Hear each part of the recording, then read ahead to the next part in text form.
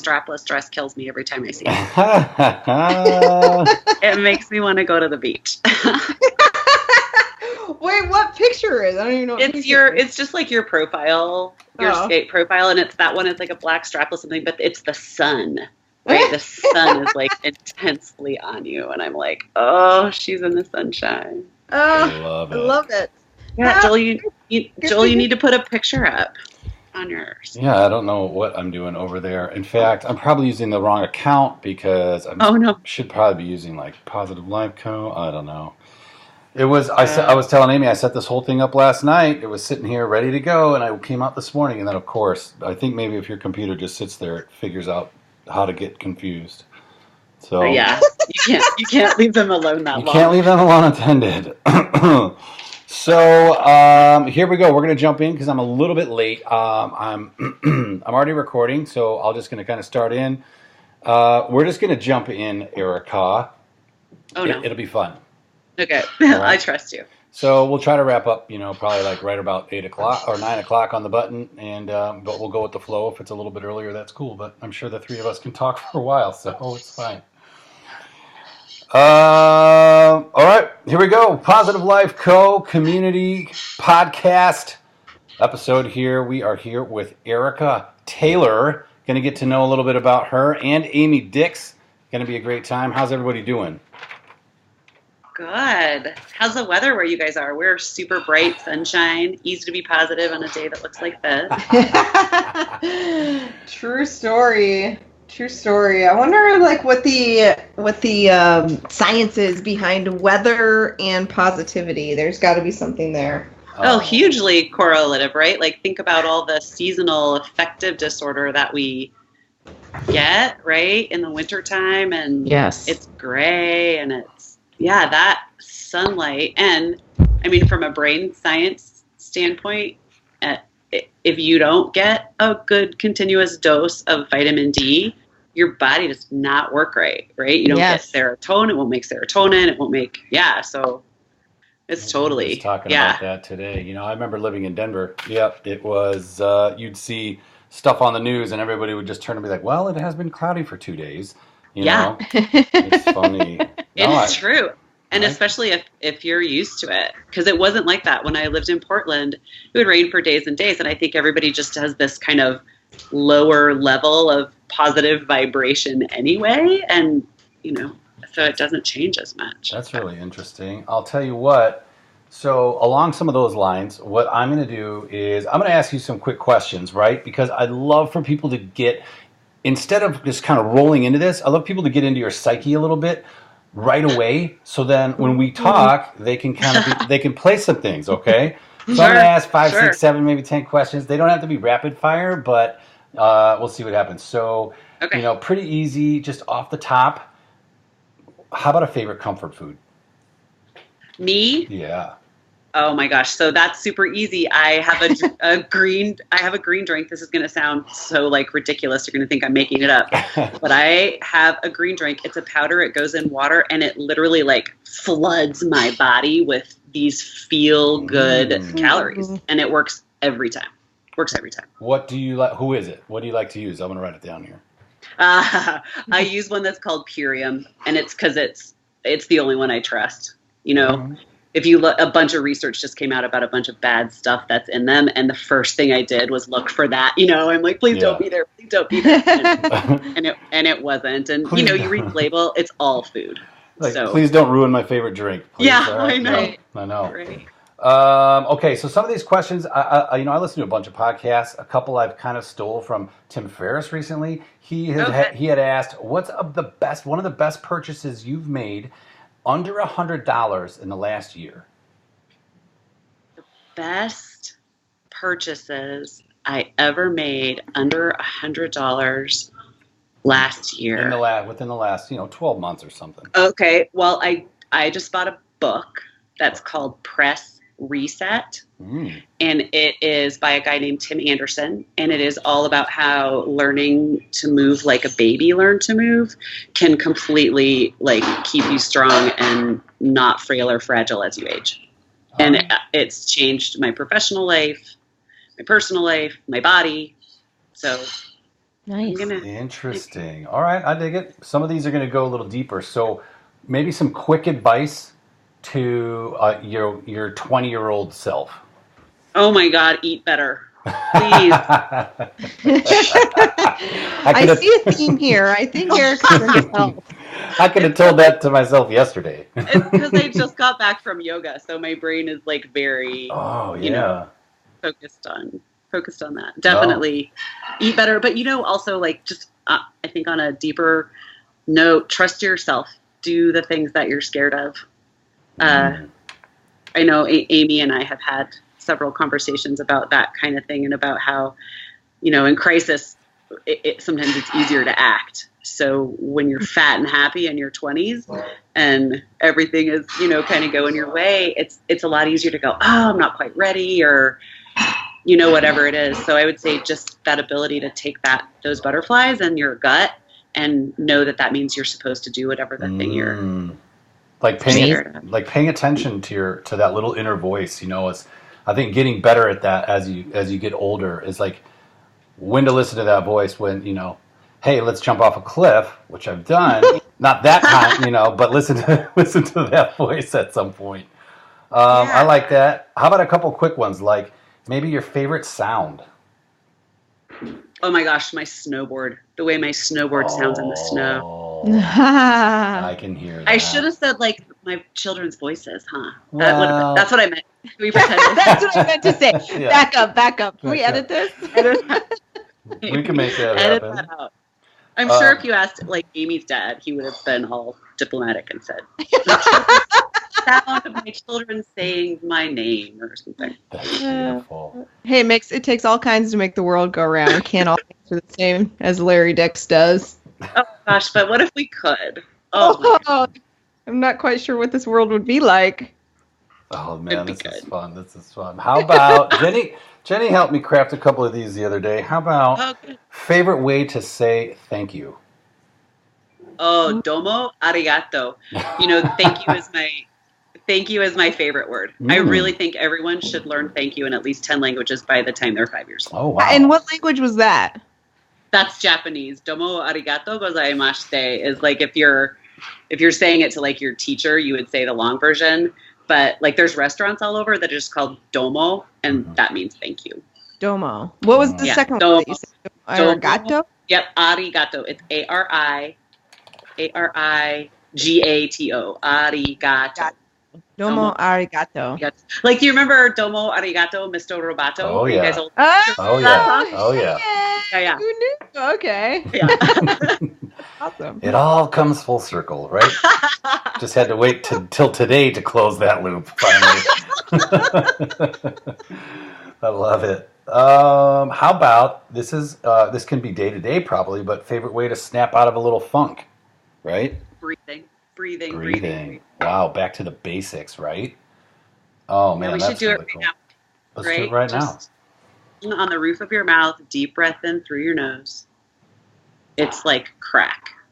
Interesting. Well, I mean, I don't know actually what crack is like, but I would assume. But I can imagine. And if it is the way I imagine it, that's what it is. Yeah, out on the street. He's like, hey man, do you have any crack? He's like, just take a deep breath, all right, buddy? Just take a deep breath and get back to me on that.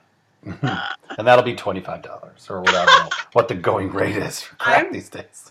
Right? I'm not kidding, Joel. I swear I have people who are regular clients and they trust me 100%. They do whatever I say. And literally all I do is remind them to breathe. That's it. And don't tell them that, though. Yeah, I need to do that. Don't tell them to listen to this podcast. Right. Yeah, right. Here. Okay. This is a good one. Favorite pump-up song. Just got to get jammed. Got to get jacked up. What are we doing? What are we playing? Oh, my God. You go first. Me? Yeah. Well, I don't know why this just popped into my head, but it's Now That We Found Love by Heavy D. You know this one? Ooh. Now that we found love, what are we gonna do? Yeah. Oh, my gosh. I'm putting that on my playlist. That one gets me jacked. I'm like, seriously, I just opened my phone and I'm going to buy it right now. Amy, what about you? What is yours? That's a good question. I love Celebrate Good Times. Oh yeah. Classic. Yeah. That one is on my playlist because that is like my first exercise song from Jazzercise. Yeah, I saw that. Oh, I was going to talk about that too. Yeah, Jazzercise, man. Like that. Yeah, that totally does it. Mine really does change, and it really kind of depends on, again, don't tell my clients I have favorite clients, but you know how when you're really working intensely with somebody, like their vibe kind of colors your world. Mm-hmm. So I had a 12-year-old client last year, and so a bunch of his stuff, like there's a song that's called I think it's called Superhero. Oh, Hall of Fame. It's called Hall of Fame.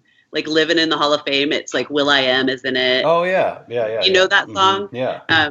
So that one was it. But Shakira has a song. Yes. Yeah, right? Pretty Shake much. Those hips, girl. Yeah. Shake those hips. Hey, your hips don't lie. Is from what they don't.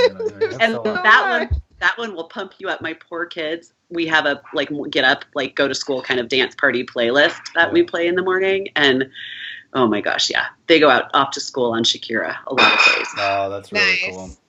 No, oh wow, man, that's fun. So let's see. I think maybe I had one more. We'll use this. This is interesting. Favorite guilty pleasure. And that could be however you take it. Guilty pleasure. Okay. People may go to the food angle. I'm, like making sure that my husband is not like listening to this. I know it's not like that. And it, you guys will appreciate this because you're sun people. When I travel to someplace sunny, I, without fail, schedule at least a half a day where I can just lie on a rock in the sun. Yeah. Like it doesn't. Okay, now if my kid was like having a baby or graduating from high school, like I would come home in time. But barring anything like that, I stay an extra 12 hours in sunny places when I travel for work. See, that touches on a couple things for me. For one is, like, that's self-care, and I think that's the most important thing. Number one, right, is you're taking time for yourself. And I was just talking with somebody this the other day. You know, we all have our families and our commitments and our time, and I am guilty of this, or my wife is too, but Jenny is too, but if you just take a minute, take a half a day. I took yesterday off, and it was, everybody's like, well, what are you guys going to do? I was like, I'm not going to do anything. I'm going to spend some time with my wife.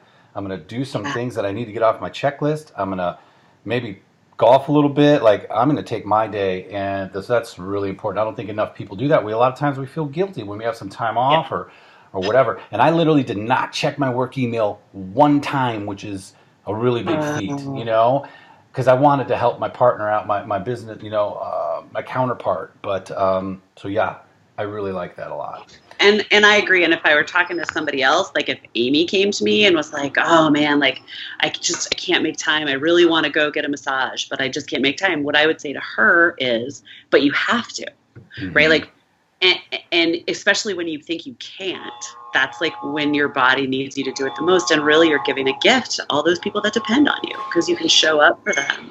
You know? That's so good. I feel like you just inspired me. I was thinking this morning that, you know, I'm only home here for about 24 hours before I go back out on the road again. And I was running some errands this morning, had to run into the office, and I thought I really should go to the beach today. And I was like, I do not have time to go to the beach today. Yeah. And so you have just inspired. I will take a picture, I promise, and I will send it to you. I will go to the beach today. Nice. Yeah. That harkens back to that trusting yourself that we were talking about earlier, right? You had that thought and you so quickly like didn't honor it because you were taking in everybody else's messages and yeah. Well, a little bit of insight into Amy yesterday, if you don't mind, Amy. She had, I know she's only home for a little bit. She's out traveling a lot, and she had sent me a Vox. You know, Vox are this little app where you can send messages back and forth. It's really cool if you haven't checked it out. And she's like, hey, man, I think she said, hey, dude, I'm so tired. I'm not going to be home very long, but I'm out back in my hammock just soaking it up for a little bit. And I know that's her happy place, and I'm a huge hammock fan, so I was just like picturing it. I'm like, I'm so happy she's in her little spot. She probably had little Sadie Mae with her chilling, and I was like, good for you, you know, just try to reset before you get out on the road and, you know, wash your brain a little bit and just, you know, so you're there, so you can be present. You know, outside of that. You know what I mean? Yeah. I love the washing your brain image. And Aim, I love that you shared it with somebody because then you've like immediately taken that good that you're doing and instigated it with somebody else. Like then it's in Joel's head. Oh, like he gets to enjoy what you're enjoying, but then it's also like you're the voice in the back of his head. And that's like that. Yeah, we all need to do more of that. Wow, that's interesting. True. Sharing that out and making sure that, because it's inspiring, and it's like, it makes you think like, yeah, I need to take a break for a minute here, No, I really dig that. So, wow, those were some fun answers. I dig it. And, it's fun to start off that way. And, so Ericka Taylor, what I'm seeing is, and you're in Colorado, right? Yep. And I'd like to maybe talk a little bit about this on the call, kind of, where you like grew up and what that situation was like, brothers, sisters, maybe what your parents did, and then how that kind of groomed into where you are now. I mean, I know that's a bigger story, but just a couple of the major milestones that put that in place. And then I'd like to talk a little bit about global wellness design and tailored fitness, and how that plays into you and really how you overcome challenges in your life, and any little tips or tricks you can. Because a lot of times on these calls, when we talk to people, it's really like, what have you overcome, and what like exercises or stuff do you do to remain positive and get through those tough times? Because we're all trying to learn from each other. And the great thing and the lucky thing for you guys, so that like I won't talk for the rest of the day, is that those things, my past, I think all of ours does, but when I look at what I do now and the way I do it, it is directly because of the people that raised me, the time that I was raised. Like the 70s figure really, really heavily kind of into my cultural iceberg, and what my parents did, including not only the content that I am in love with, which is the taking control of what goes in your body and what you do with your body in order to make sure you get to have that body do those things for you for a really long time. They were both very, the kind of fitness craze, obviously, starting with Jack LaLanne. My grandma. Oh, yeah.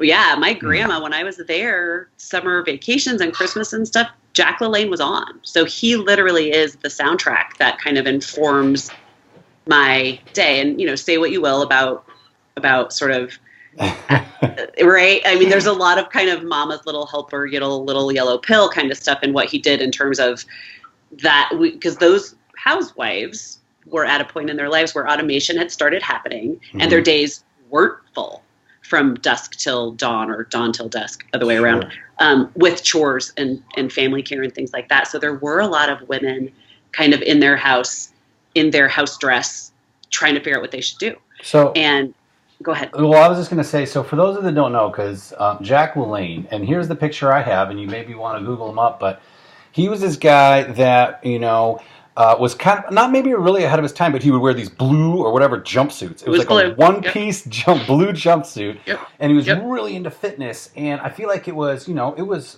early before a lot of people were talking maybe about the benefits or maybe what we knew about it. And I think later in his years, I would see him on infomercials in the same blue jumpsuit in his 70s and 80s talking about juicing, right? And he had like a juicer or something. Yep. All right. He did. So if you don't know Jack LaLanne, look him up. He's really, like a grandfather to this industry. He is. He really is. He and Joseph Pilates, and obviously they had very different approaches and sort of slightly different time frames, but Jack LaLanne had definitely studied a lot of Pilates stuff, and you're right. That blue jumpsuit was iconic, and I guarantee you, someone in your family had one. For me, it was my dad. My grandpa actually had one too. And they had like. I just Googled it. This is hilarious. Everyone needs to Google this. Amy, oh my God, everyone does need to. And then like seriously listen to what he has to say. I especially Amy, this, and partly because of your dad. What he does, I work a lot with elected officials. And I tell you, he has one video, I think it's called Keep America Fit or something like that. And a lot of the stuff that the Kennedy era where they talked about it's your responsibility as American to stay physically fit for the health of the nation. Those words are Jack LaLanne's words. And they worked very closely together to develop the Keep America Fit campaign and all of that kind of stuff. And then Reagan kind of tried to bring it back a little bit. We're sort of off that now, but that's no. That's good because that just plays into what I had seen. One of your quotes, which I think melds from some of that stuff, is you had said something like that you feel wellness or teaching. I'm going to probably get it wrong, but teaching wellness or coaching wellness, you felt like is your civic duty, or yeah.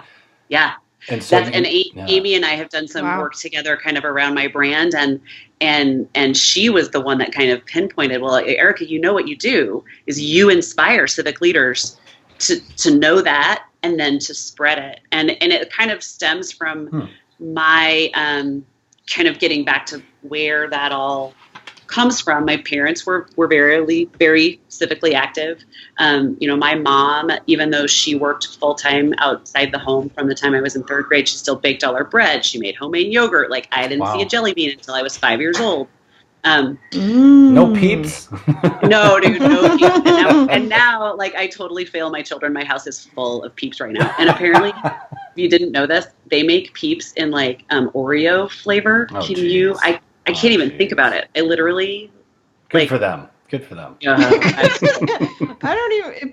Are Peeps like the yellow? Yeah. Oh, Amy. Except now they're every color and. They look gross to me. I don't think I've ever had. See, we're so lucky. We're so lucky. Yeah. Because that is not true for everyone. It's like the only thing that would survive the Holocaust, or not the Holocaust, but the apocalypse or whatever, besides cockroaches or something. Yeah. Twinkies, Peeps, and cockroaches. And luckily cockroaches eat sugar, right? So they'd be happy. Beautiful. So, Sorry. So your parents... So your parents were involved, like, civically. Yeah, how did this fitness thing play into that? Like, so here's, even like before I had an awareness of this, we had Jack LaLanne going on in the background, but part of the reason that my grandma was so dedicated, and there was a stack of Good Housekeeping clippings next to her bed at all times with exercises that she could do, and she did them because her daughter, my mom's sister, so my aunt, who was born in 1936, was a forceps baby and had a traumatic delivery and developed cerebral palsy. And she was told at the time that she was born, the doctors didn't even want my grandma to hold her because they thought she wasn't going to make it. And then she did. And then they were like, well, you're not going to take her home. If she lives, she'll be institutionalized. And my grandma was like, that's ridiculous. She's eating, she's breathing, she's crying. Like, we're just going to take her home and see what happens. And that was the very Midwestern sort of like, you play the lot you're dealt and you have faith that things will be as they should be. And I think that when we start to talk about kind of positivity and that why do some people have things like that happen and shut down, and why do some people have things like that happen? And I think this is the more often what happens is you have something tragic, something difficult, something traumatic happen, and it activates you. And it moves you. It's that deer in the headlights. Do you fight or do you flight or do you freeze? And hardly ever do we freeze. Hardly ever, if it's something really, really big.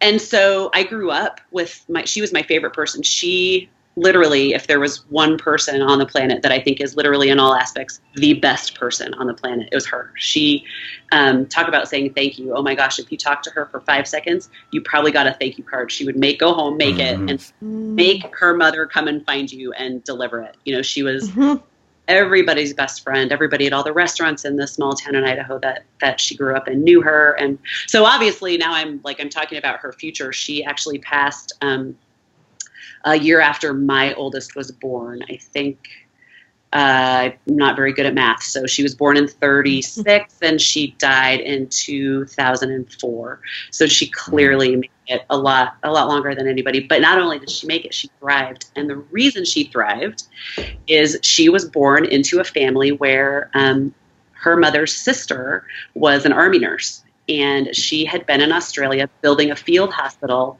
working with this doctor who had studied with Joseph Pilates, doing rehab. And this was something that this did not exist. Occupational therapy only exists because when we brought soldiers home from the war, we went, oh my God, we cannot afford these men to sit and live off the public dole. We have to get them back to work.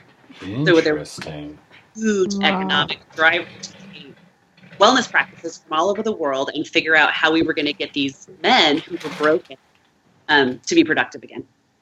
And get these guys back to work. All right. Yeah. I mean, absolutely. Yeah. I think I mean, and obviously when you think about money as a driver, like, you know, it's pretty amazing. And again, there's that we had this crisis. And so as a nation, we had to act. Well, you know, on that play, actually, I was just listening to something the other day that said, you know, also when we as people, I think they were talking about, you know, grown men, but the point is, like, when we lose that maybe ability to work and maybe like what we self-identify with and how to improve or drive or move towards something, we lose a little bit, and even in our psyche, right? And it takes away from us.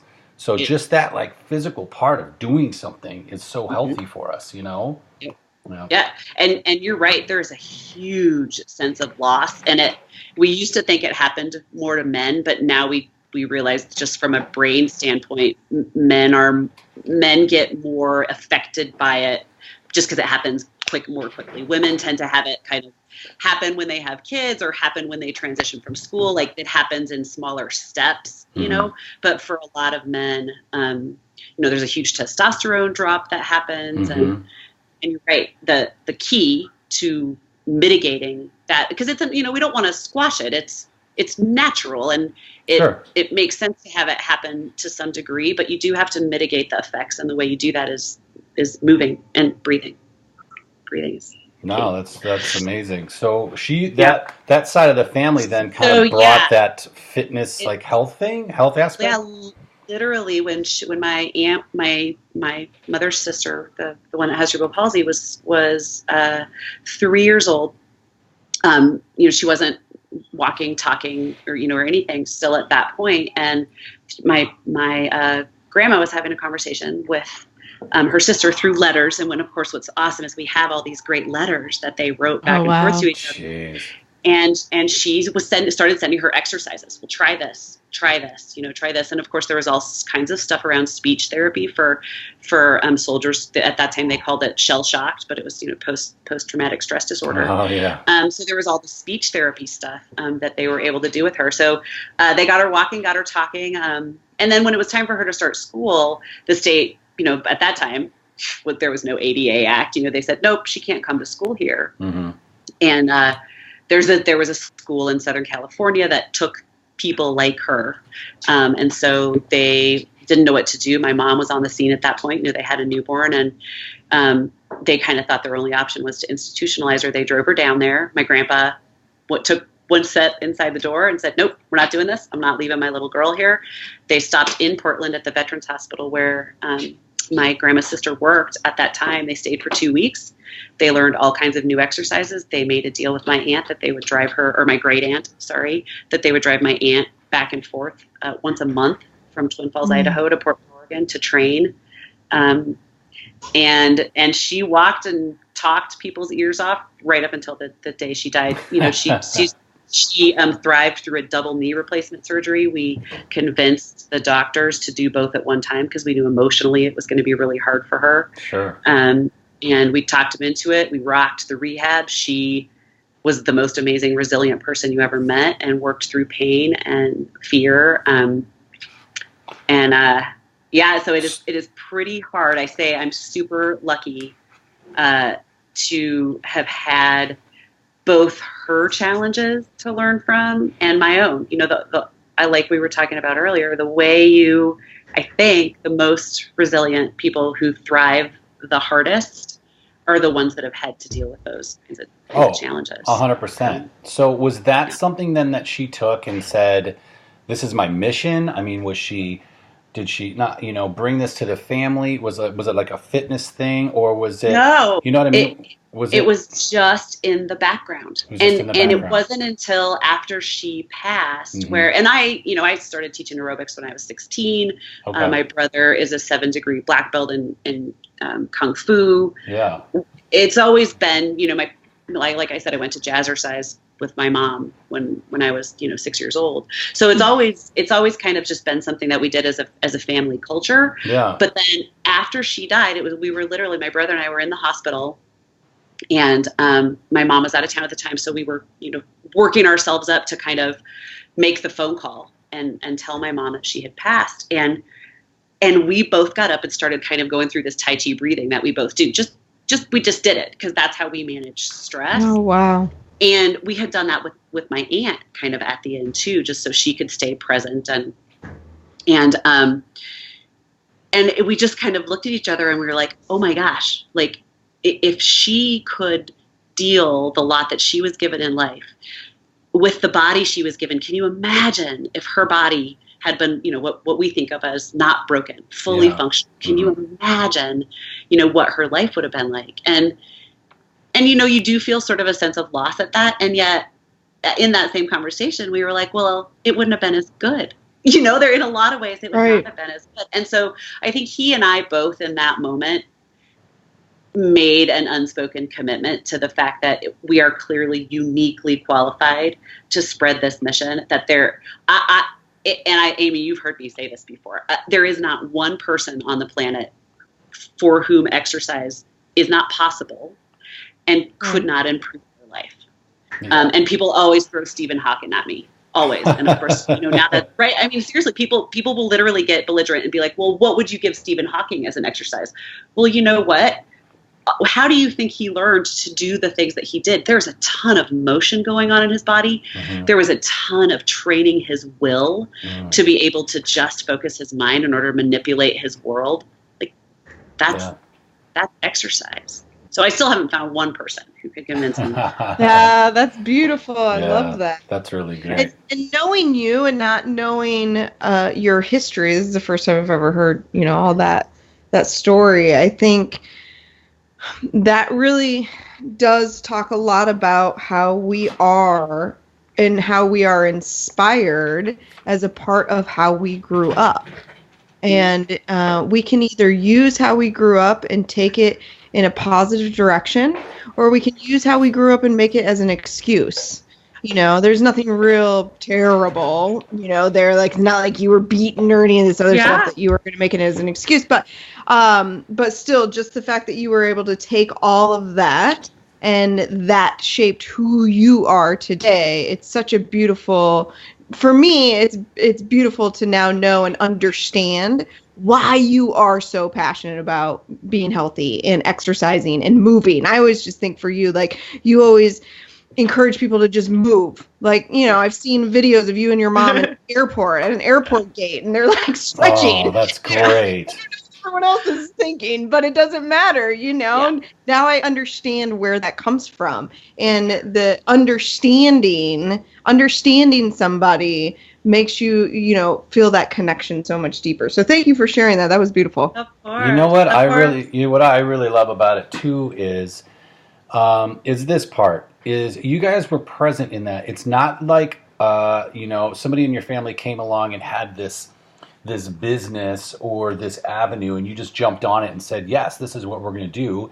You looked at your family members and then you kind of saw what was happening and then you're like, hey, this is an avenue. And then you guys kind of created that. And that was that being present and saying, let's look at what's around us. Let's use our environment and our tools and who we are as people. And then let's create from there, as opposed to like the opposite way. Like, how do I fit in? Where do I fit in? Or it was, given to you. And that's nothing to be said for jumping into like, quote unquote, the family business. I think that's amazing if you can do it and if you like it. So I love that you guys were present enough to think like, look at what we have here. Look at what we've learned. What can we give back? How can we share? How can we help? And I love that. That's awesome.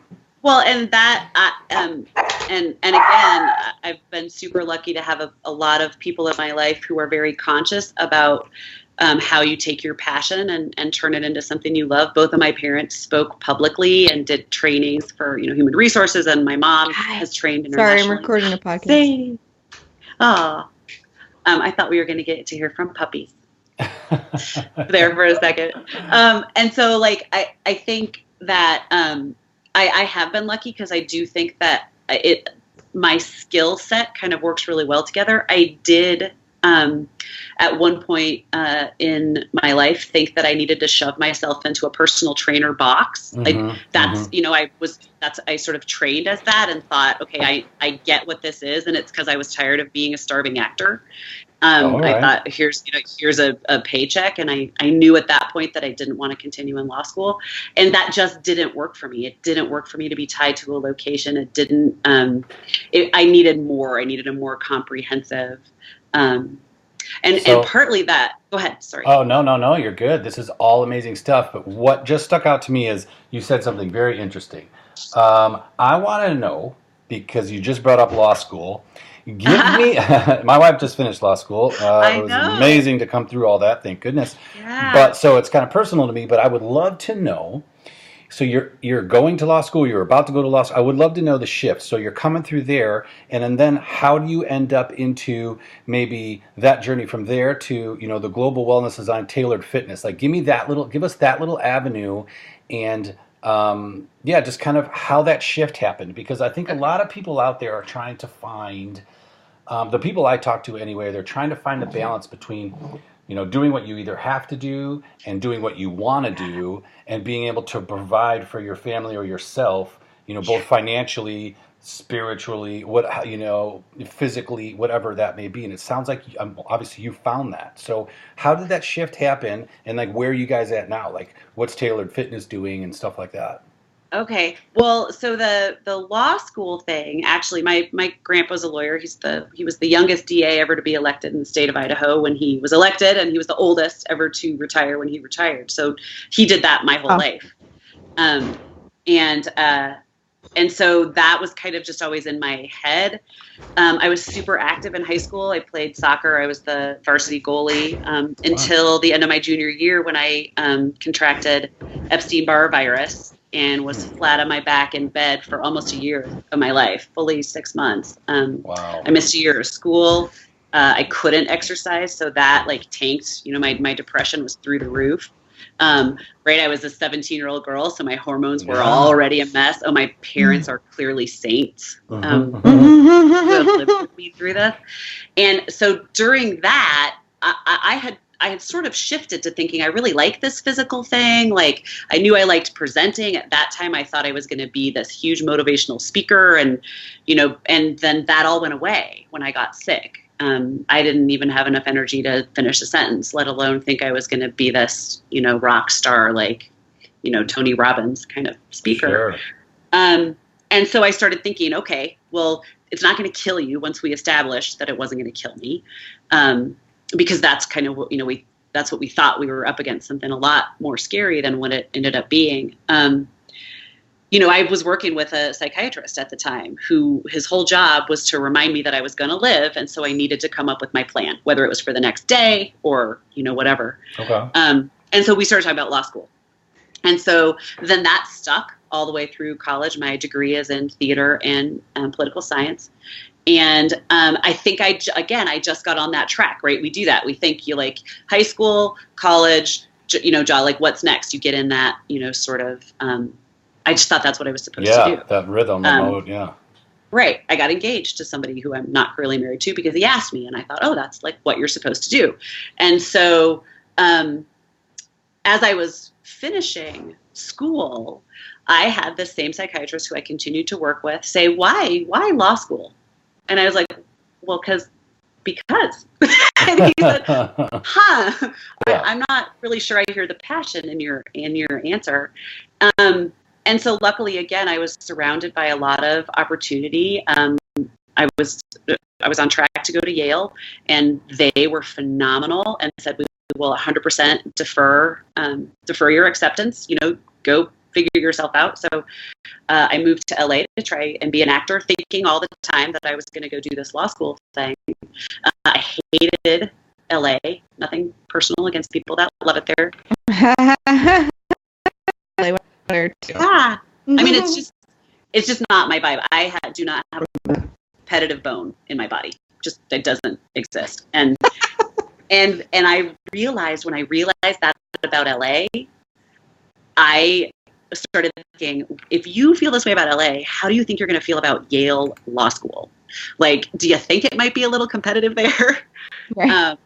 And so I started thinking, you know, what are my other skills? And that voice in the back of my head, you know, and again, I waited tables. I taught aerobics, which I loved. Like, I worked in a print shop. I did all of these other jobs because I kind of thought I was supposed to. Still going to go to law school, and then Ryan said, "Hey, come to Lions Club. They want to hear about like diet and exercise, and you know, blah blah blah." And I thought, cool, like I can do that. I love talking, and I'll go talk about presentation. It was literally an epiphany. Yeah. I did. I was one of those lucky people that had that moment where I thought, holy cow, there really is this. And at that time, I did not see the path through. Again, I thought people were just going to start hiring me to come and talk to them. Right. I taught a lot of step aerobics before the next person invited me. And it was actually somebody out of my step aerobics class that said, will you come and talk to my human resources department about how we're going to get our employees off their butts and to quit smoking?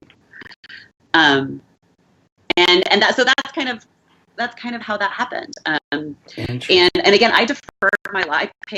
I paid like something like $9,000 in law school deferment, like just to keep it, because it was my safety line. Because again, like I said earlier, in my 20s, I just didn't trust myself, and so I'm going to keep this as a fallback. So, dang. No. That is so amazing. And like, yeah, first of all, I didn't know this either. We kind of have a little story a little bit that I also was engaged in college, and I don't know if you went through with the marriage. I didn't go through with my marriage. I did not. You did not, yeah. And so, you know, and again, you said something that I think is so powerful for a lot of people, which is that's what I thought I was supposed to do. Like, that's the next step, right? Like, you go to college, and then after that, you get married, and then after that, you know, you go to law school or whatever. Like, whatever that, like, we feel like in our lives, like, well, that's just what I'm supposed to do next, because it's what society tells us that we should do. And when really, when you say society and people get out of it, it actually means nothing. And really, the only thing that matters is your happiness. When you had that aha moment, when you were speaking, it was like this.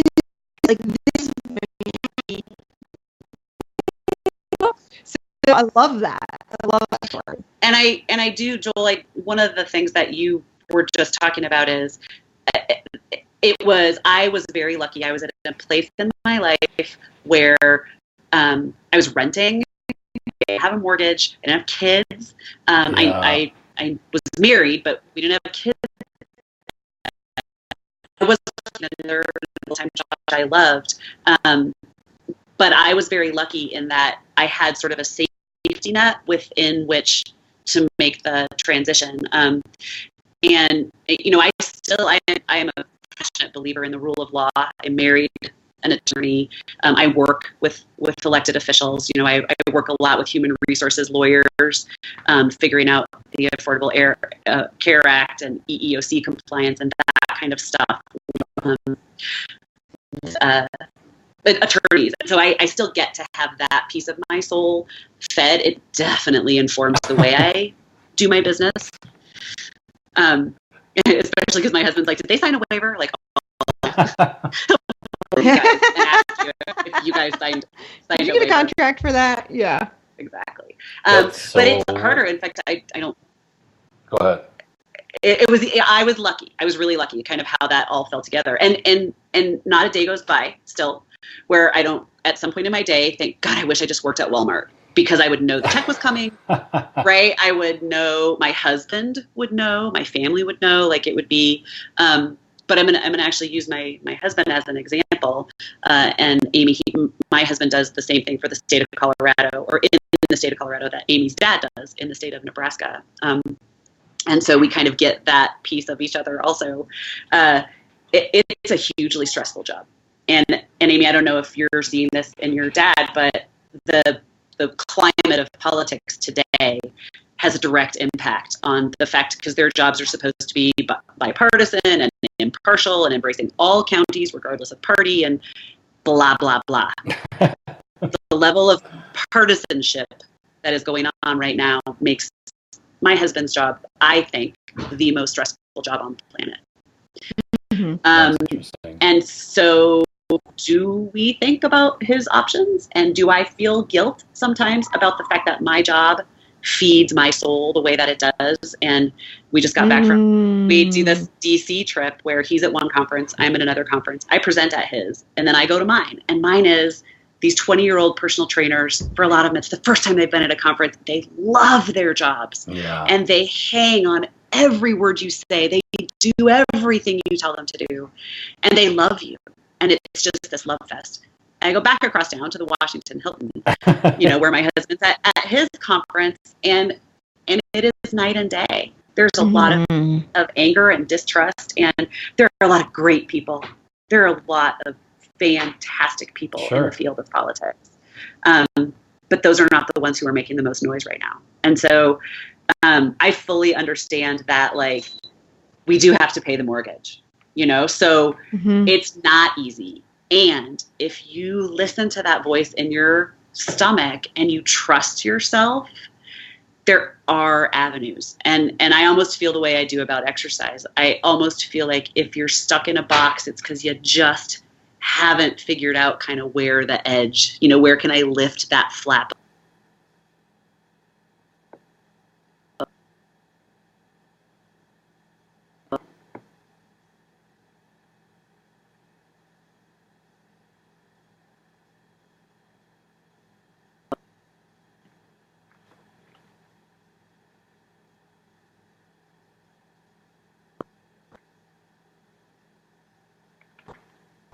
They left the job, but they really have no idea what they're going to do. And I said, but here's the thing. The way that you're living right now, like, that is no way to live.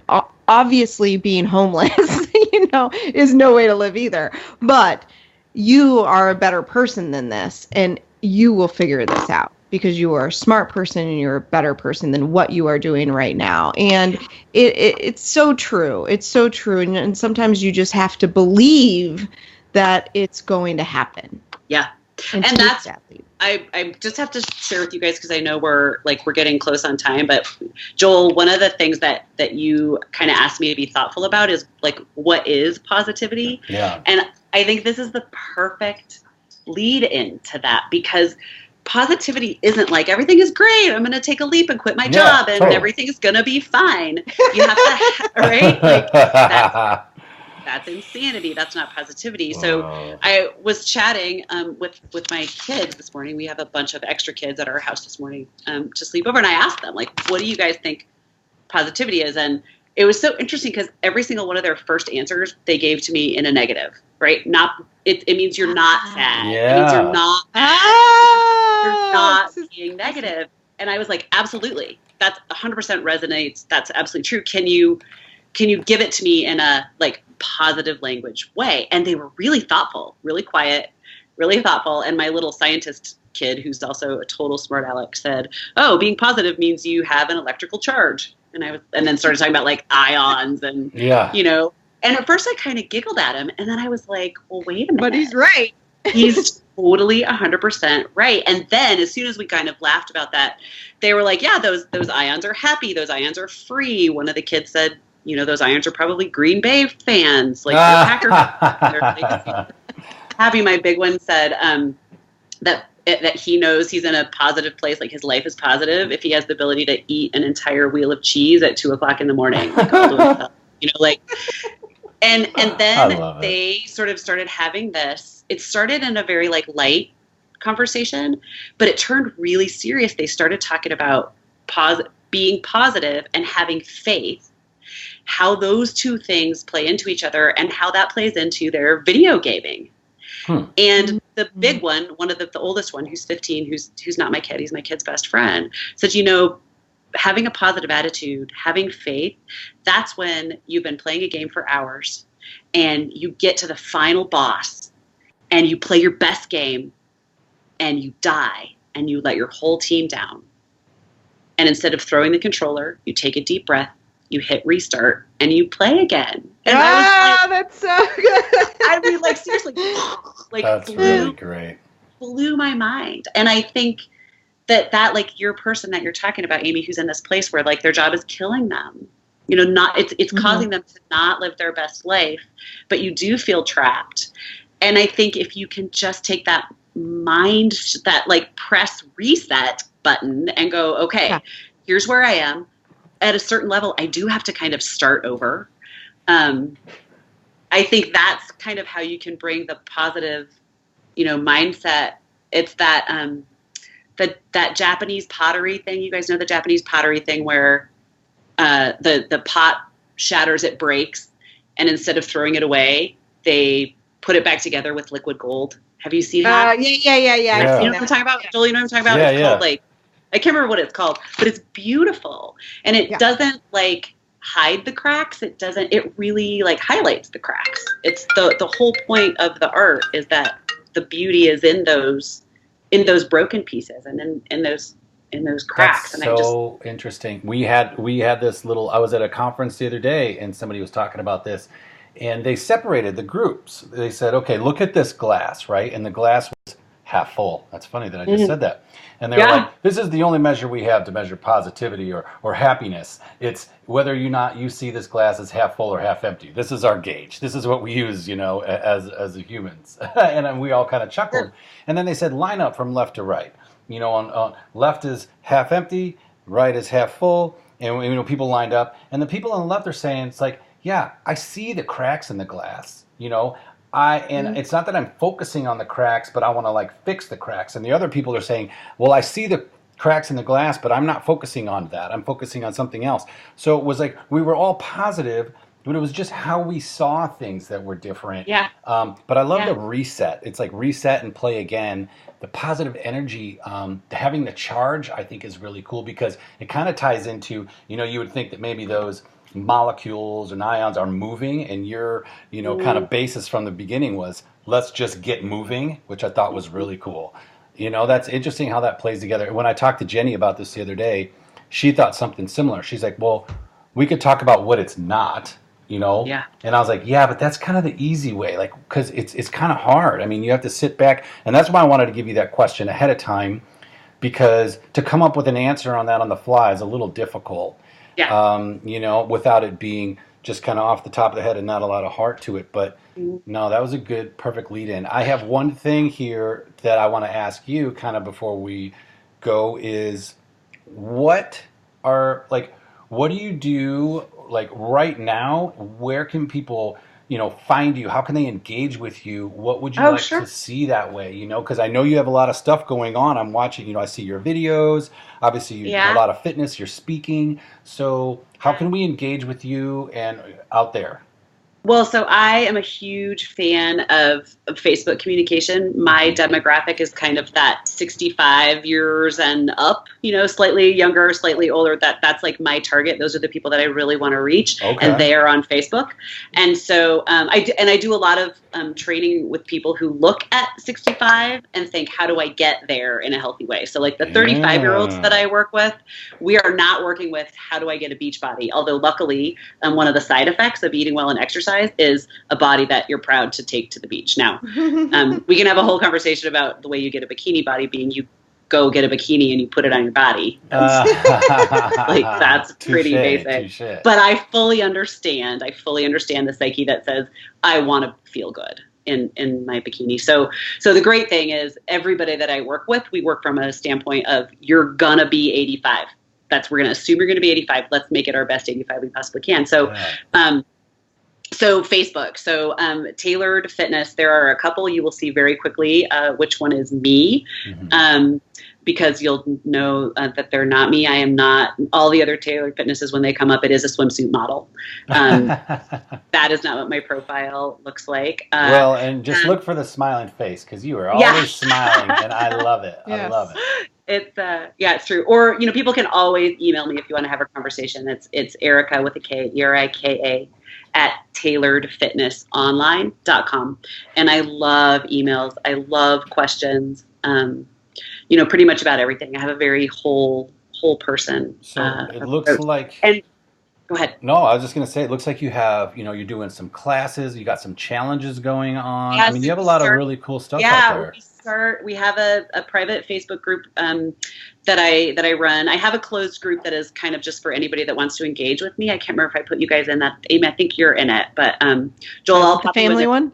Yeah. Tailored Fitness Family. It's called Tailored, Taylored Fitness Family. And I'm real protective of that group. So I do ask a couple of questions and make sure that everybody's in there kind of has a positive, supportive outlook.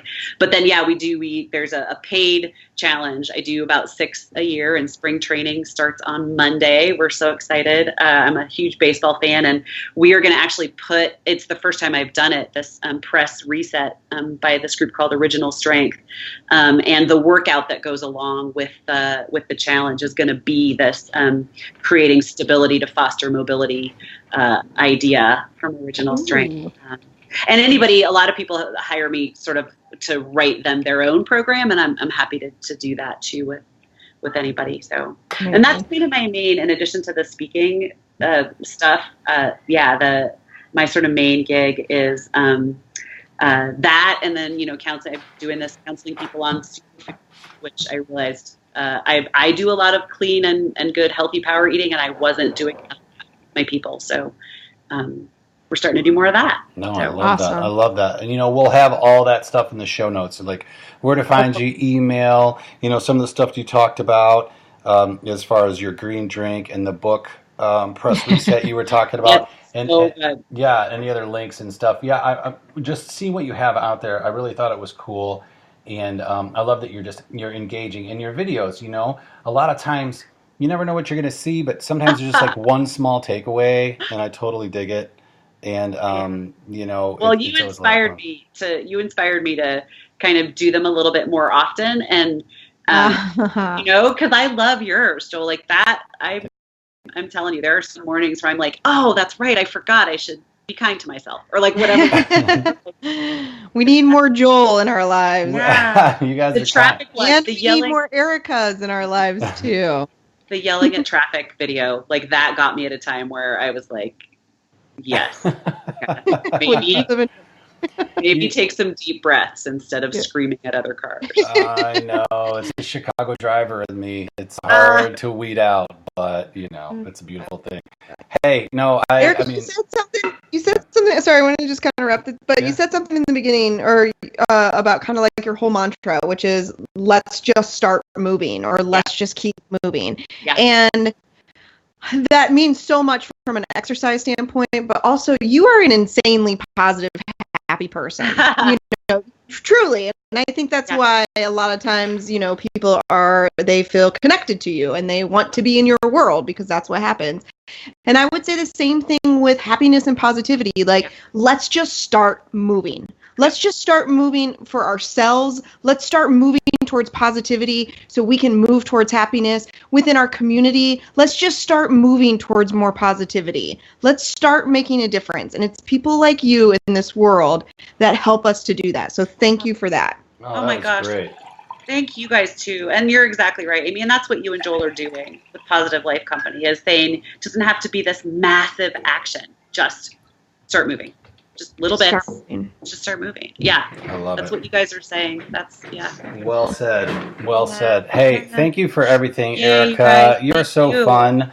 Keep it up. We're going to be following you. We'll have, like I say, all of the stuff on here, the way to contact and follow you. And hopefully we'll connect again soon. And we will. Really appreciate the time. Yeah, you guys too. I hope you guys have a great rest of your day. Thanks. Guys. Love you guys. Okay, yeah, you guys too. Okay. All right. Bye. Yeah. Bye-bye.